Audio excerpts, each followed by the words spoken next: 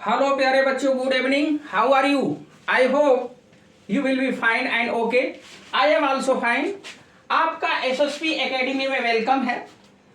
There का प्रयोग आज आपको मैं पढ़ाऊंगा। देयर बहुत ही महत्वपूर्ण एक टॉपिक है अनुवाद का, जिसमें बच्चों को काफी परेशानी होती है। इसमें वो ये नहीं समझ पाते कि कहां पर हमें सही यूज करना है, इसका अफर्मेटिव में कैसा यूज करना है, नेगेटिव में कैसा यूज करना है, इंट्रोगेटिव में कैसा यूज करना है।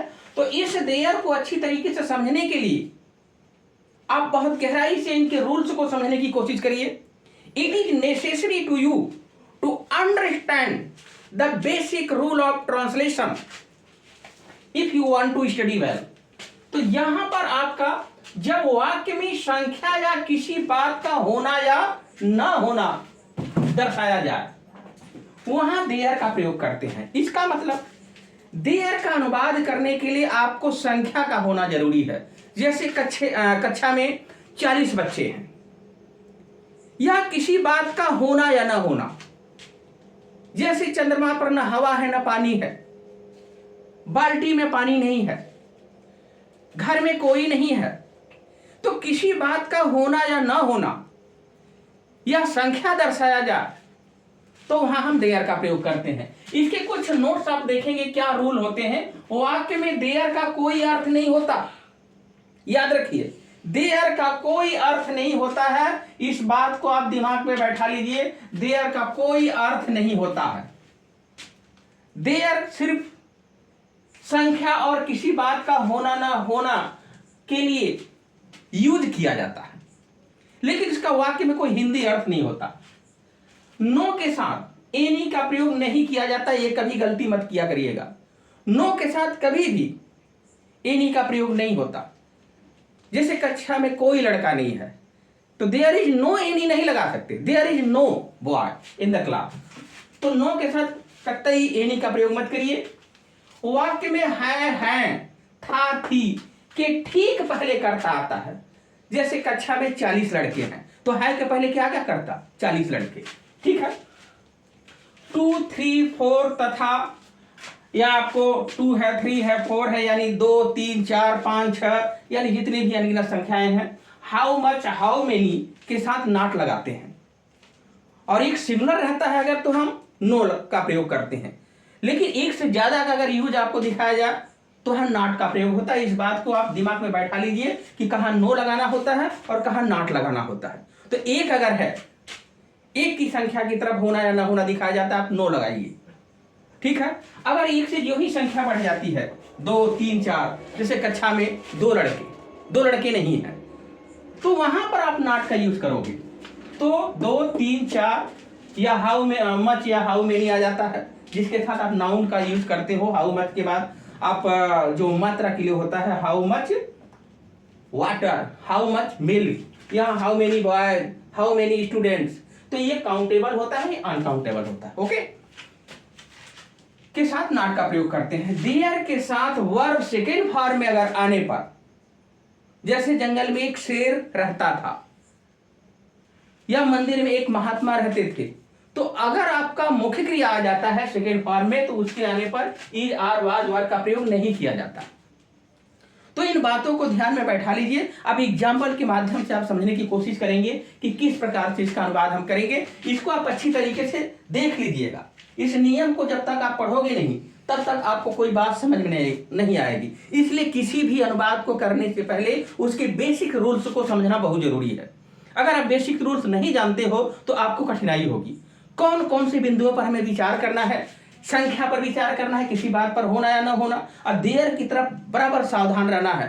और देयर एक ऐसा वाक्य है, याद रखिए, कि इसमें एक चीज आप ध्यान रखिए कि इसमें क्रिया जो होती है, तो ये जो क्रिया होती है, क्रिया पर हमें विशेष रूप से ध्यान देना है कि क्रिया के पहले क्या होता है, इसी बात को आपको समझना है। तो अब हम एग्जाम्पल के माध्यम से आपको समझाने की कोशिश करेंगे, ठीक है, ओके। हाँ, तो प्यारे बच्चों, अब यहाँ पे सूत्र के माध्यम से हम देखने की कोशिश करेंगे कि अफर्मेटिव सेंटेंस को कैसे बनाते हैं और निगेटिव सेंटेंस को कैसे बनाते हैं। बहुत बेसिक रूल्स है, इसको समझने की कोशिश करिएगा। देयर के बाद is, are, was, were, subject, other word, ये ध्यान रखिएगा। There, is, are, was, were, no या नॉट, सब्जेक्ट, अदर वर्ड। इस चीज को बहुत ही बेसिक रूल से समझने की कोशिश करो कि जब यहां आपको संख्या दिखाई दे रहा है, क्या दिखाई दे रहा? संख्या। अब बता रहा कि है कि पहले कर्ता उससे यानी क्रिया से सटा हुआ करता रहेगा, इस क्रिया के पहले कर्ता आता। अन्य में देखेंगे आपका क्या होता है कि क्रिया के क्या कर्ता कहां होता? जब सब्जेक्ट होता है उसके बाद आपका क्या होता है? क्रिया। तो यहां पर आपको समझना क्या है कि ये जब यहां नोट करेंगे, यहां पे लिखेंगे आप देयर का प्रयोग आप करोगे, देयर आर। अब ये आपको समझना क्या है? क्रिया। ये जो क्रिया है इस क्रिया के बाद कर्ता आएगा। अन्य वाक्यों में देखेंगे कि क्या होता है, समझते हैं कि नहीं? पहले सब्जेक्ट आता है फिर वर्ब आता है, लेकिन इसमें ऐसा नहीं है। देयर आर, संख्या कितनी है? 40 की। There are 40 boys in the class. समझ में आई? क्या आप समझने की बात कोशिश कर रहे हो? यहां आर आया है, ये देयर का कोई अर्थ नहीं इसमें। ये हमने ये सब्जेक्ट ये है 40 बॉय, यानी आपका ये जो आर आया है किसके अनुसार? 40 बॉय। तो 40 बॉयज क्या है? सब्जेक्ट है। तो आप देख रहे हो कि ऐसे सेंटेंस में होता क्या है कि क्रिया के बाद कर्ता आता है। और अन्य वाक्यों में क्या देखते हो कि कर्ता पहले रहता है, क्रिया बाद में आता है। लेकिन इसमें क्या होता है? अच्छा, एक दूसरी बात और भी है कि यहां है कि पहले तुरंत आपका क्या मिल जाएगा? कर्ता, देयर वाले नियम में। ये चीज ध्यान रखिएगा। अब जैसे 4 साढ़ है के पहले आ गया ना, ये सब्जेक्ट बनेगा। तो अब इसमें संख्या कितनी है भाई? 4। तो क्या हो जाएगा? देयर आर 4, क्या हो गया? 4 बुल इन द फॉरेस्ट। तो अब यहां पर आपका जो देयर आर 4 बुल जो है, ये आप ऑक्सिन कर देंगे, ज्यादा बेहतर रहेगा। इसको हटाइए, ये ऑक्स, ये आपका क्या हो जाएगा? ऑक्सिन। ठीक है। अब ये 4 जो ऑक्सिन, ये चार जो बैल हैं, ये 4 बैल किसके पहले आ गए? क्रिया के। क्रिया के पहले आएंगे कि क्रिया के बाद आए? ये आपको बताना है। मैं क्या समझा रहा हूं? क्रिया के बाद। हमारी जो आदत है आपको चेक करने के लिए मैं उल्टा भी बोलने की कोशिश करता हूं। क्रिया के पहले है कि क्रिया के बाद है? क्रिया के बाद। हिंदी में क्या देख रहे हो? हिंदी में देख रहे हो कि है कि पहले आ रहा, लेकिन यहां कहां आ रहा है? क्रिया के बाद। यह आर क्यों आया? आर संख्या की वजह से आ रहा। संख्या कितनी है? 4। इस 4 के लिए हम एक तो लगा नहीं सकते, तो ये दिस इज सब्जेक्ट। इस सब्जेक्ट के अनुसार तब हम यहां लिखते हैं। अगर एक संख्या होता तो क्या लिख देते? क्या लिखते भाई? इज लिखते। पास्ट में होता तो क्या लिखते हो? आज लिखते। जंगल में 4 साढ़ रहते थे। अब देखो, रहते थे, ये वर्ब आ गया। इस वर्ब को हमें रखना है there lived. 4 oxen in the क्या भाई? Forest. In the forest. Okay. एक सप्ताह में 7 दिन होते हैं। तो there are 7 days in a week. समझ में आ रही है बात? क्या कर रहा है? देयर के बाद क्या आ रहा? आर। क्यों आ रहा? क्योंकि 7 दिन है। तो 7 दिन की संख्या है तो क्या लिखेंगे? आर। अगर एक की संख्या रहेगी तो क्या लिखेंगे? इज। यह पास्ट में रहेगा तो क्या लिखेंगे? वाज। तो there are 7 days in a week. तो देयर आर, ये जो 7 डेज है दिस इज सब्जेक्ट। कहां आया? इसके पहले। तो एक सप्ताह में 7 दिन होते हैं, तो संख्या आ गई। तो संख्या आने पर देयर का प्रयोग करेंगे, लेकिन देयर का प्रयोग यहां चीज आप ध्यान देंगे कि यहां देयर के बाद अगर वर्ब लिखोगे, मुख्य क्रिया लिखोगे, तो बी का इज, एम, आर, वाज, वर का प्रयोग नहीं किया जाता। जैसे मंदिर में एक महात्मा रहते थे, तो there lived a hermit in the temple. गांव में एक भिखारी रहता था, there lived a beggar in the village.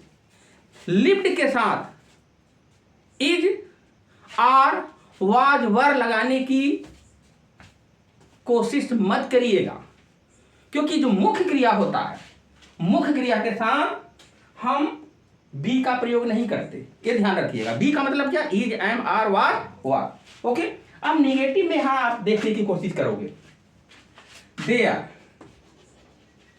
There, ये हो गया देयर आर। देयर आर कितनी? देयर आर है ना, नहीं दिया है, याद रखिएगा। नो नहीं लगा सकते, क्योंकि एक संख्या नहीं है, एक से ज्यादा है। क्या लगाएंगे यहां पे?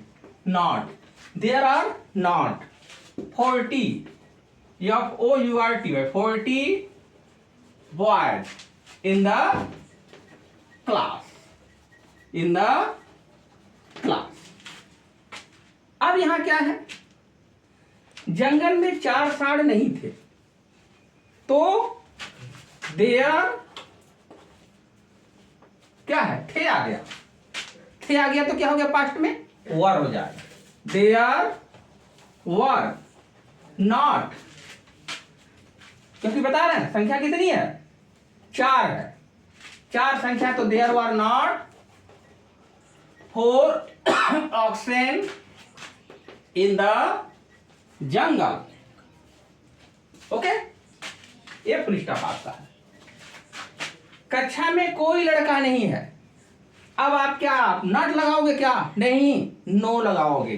There is no. नो के साथ याद रखिएगा एनी का प्रयोग नहीं किया जाता, मैं बार बार बता रहा हूं, ये निरर्थक रहेगा। There is no boy in the forest. यहां पर भी विशेष रूप से आप ध्यान दीजिएगा इस बिंदु पर, मुख्य क्रिया आने पर बी का प्रयोग नहीं किया जाता। विद्यालय में 15 अध्यापक नहीं थे, संख्या कितनी हो गई? 15। क्या लगाओगे? Not. There are not 15 teachers in the college, in the college. तो जो बेसिक रूल है उसको आप समझने की कोशिश करो, शांति से समझने की कोशिश करो। जब तक आप समझोगे नहीं तब तक आप ट्रांसलेट नहीं कर पाओगे। इसलिए बहुत जरूरी है कि सारे बेसिक्स को आप समझने की कोशिश करो। कहाँ आपको आर लगाना है, कहाँ आपको इज लगाना है, कहाँ आपको वाज लगाना है, कहाँ आपको वर लगाना है, कहाँ आपको नॉट लगाना है, कहाँ आपको नो लगाना है, और कहाँ आपको सेकेंड फॉर्म आ जाता है, पास्ट इंडेफिनिट टेंस का सेकेंड फॉर्म आ गया रहते थे, तो यहाँ पर आप बी का प्रयोग नहीं कर सकते। देयर इज कर देते हैं लड़के, देयर वाज कर देते हैं, ये गलत कर देते हैं। इसमें नहीं होगा, मुख्य क्रिया आने पर वर्ब सेकेंड फॉर्म है। इसमें देख रहे हो ये इज का प्रयोग हुआ है, वाज का प्रयोग हुआ है, आर का प्रयोग हुआ है, वर का प्रयोग हुआ नहीं हुआ। तो ऐसी गलती मत किया करिएगा, इसके साथ बी का प्रयोग मत किया करिएगा। ओके, अब हम देखेंगे इंट्रोगेटिव की तरफ। ओके, हाँ तो प्यारे बच्चों इंट्रोगेटिव में यहां समझने की कोशिश करेंगे। क्या पहले आने पर क्या आ गया है? तो सबसे पहले क्या कह रहा है कि ये कितनी संख्या है? एक।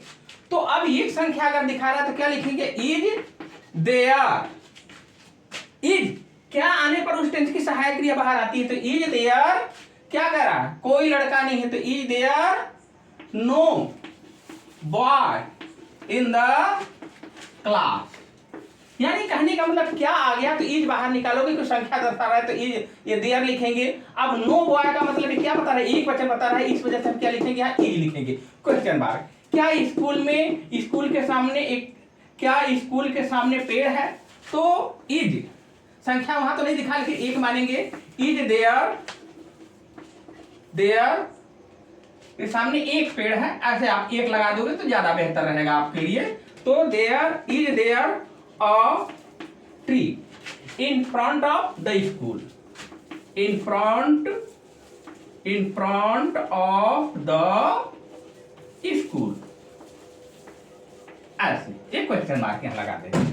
क्या इस घर में एक कुत्ता है? Is there a dog? कितनी संख्या है? एक। अगर एक से ज्यादा संख्या आ जाएगी तो क्या लगा दोगे आप? नॉट, तब आप आर लगाओगे। अब एक संख्या तो क्या लगेगा? इज। तो is there a dog in this house? तो ये बात समझने की कोशिश किया करो। अब देखो नदी में कितनी नाव है, नाव की संख्या क्या करते हैं? गिनती कर सकते हैं। तो हाउ मेनी लगाएंगे, क्या हो जाएगा? How many boats. फिर क्या हो जाएगा? Are there in the river, RIVER। ओके। प्याले में कितना दूध है? तो ये कितना, ये मात्रा दिखा रहा, तो मात्रा के लिए क्या लिखेंगे आप? How much. ये हाउ मच, ये हाउ मच के बाद क्या आएगा? मिल्क। ये काउंटिंग नहीं कर सकते इसकी, ये अनकाउंटेबल नाउन है। काउंटेबल ये है आपका क्या है? बोट। तो जब काउंटेबल रहेगा तो हाउ मेनी लगाएंगे, और जब अनकाउंटेबल रहेगा जिसकी गिनती नहीं कर सकते तो क्या लिखेंगे? How much. तो ये how much milk is there in the cup. अब कोई आपसे पूछे करता कहाँ है, तो करता बताइए, ये करता है, ये करता है। समझ रहे हैं कि नहीं? इसी के अनुसार आपका ये आ रहा है। अब यहां पर आपका क्या हो गया? यानी क्वेश्चन वर्ड ये how many plus noun, how much plus noun, ये आना चाहिए। ये क्या हो जाएगा? स्टेशन पर 40 यात्री क्यों नहीं है? ये क्यों बीच में आ गया? तो उसको हम पहले लिखेंगे। क्या हो जाएगा? Why is there, why is नहीं, कितनी संख्या है भाई? कितनी संख्या है आपकी? 40 संख्या है। 40 संख्या तो क्या हो जाएगा? There are, A Y R, क्या why are there, there why are there कितने हैं? 40। 40 की स्पेलिंग क्या होता है? FORTY होता है। क्या होता है? FORTY, FOR 40 passengers, passengers at the station. ठीक है। तो इस तरीके से हम देयर का प्रयोग करेंगे, और आप बेसिक रूल को समझने की कोशिश करो, इसका एक्सरसाइज करने की कोशिश करिएगा। हम बार बार आपको नए अनुवाद के बारे में आपको टीचिंग करते रहेंगे। तो thank you so much, good luck, bye bye.